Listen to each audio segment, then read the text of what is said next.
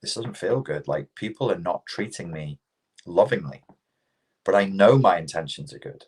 Maybe I'm expressing something in myself that generates that reaction in people. I think I was in like a repetition compulsion for rejection.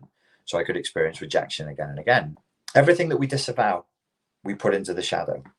I can't show you my shadow, because as I turn my hand to try and show you, the light hits it. So light is conscious, yang. Yin is darkness. I'm trying to show you the yin, and I can't, because you are looking at me from a position of lightness, so you can't see. People treated me in a way that I didn't really understand, and I realized there was a gap that had grown between how I perceived myself and how other people were seeing me.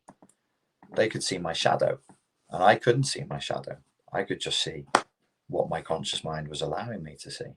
So I applied Buddhist Zen style thinking and systems thinking to the problem. I wrote it down on a piece of paper, and I did spider diagrams and mind maps and flowcharts to externalize it and to help me. And I go, here is where I think I am, and here is how people see me. Bearing in mind at that time, my business was failing, and I was living a pretty poor area of Kuala Lumpur. It's overwhelmingly Chinese area. It's a working class Chinese area. I think 3 white people live there. So that furthered the sense of a feeling of outsiderness, a feeling of not fitting in. 100-something kilograms with a shaved head. People were looking at me like I was going to steal their handbags and, I don't know, kick their kid in the face or something. Like, I'm just trying to live my life. Why are you looking at me like that for? I'm just trying to live here. And I realized there was a gap. That was symbolic of what was happening right then and there in Kuala Lumpur. But it was throughout my whole life. There was this gap between how people saw me and how I really was, what my intention was. I used reason, and I said, who's to blame?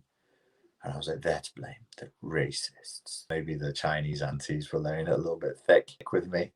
They get in the lift with me and they like clutch their handbag and go on the other side of the lift. And I'm like, I'm just standing here sweating in this jungle heat.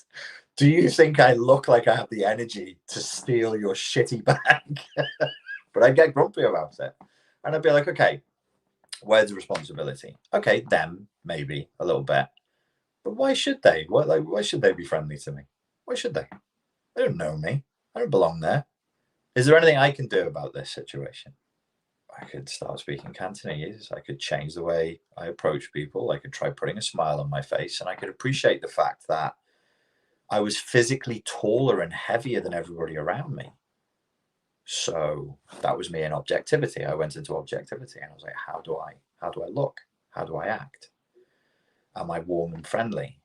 Can you alter the way you speak to your friends and your family and the people around you in such a way that they don't respond to you this way? Because the only person who's unhappy here is you. Everybody else is just in their own little worlds, and they owe you nothing. They owe you nothing.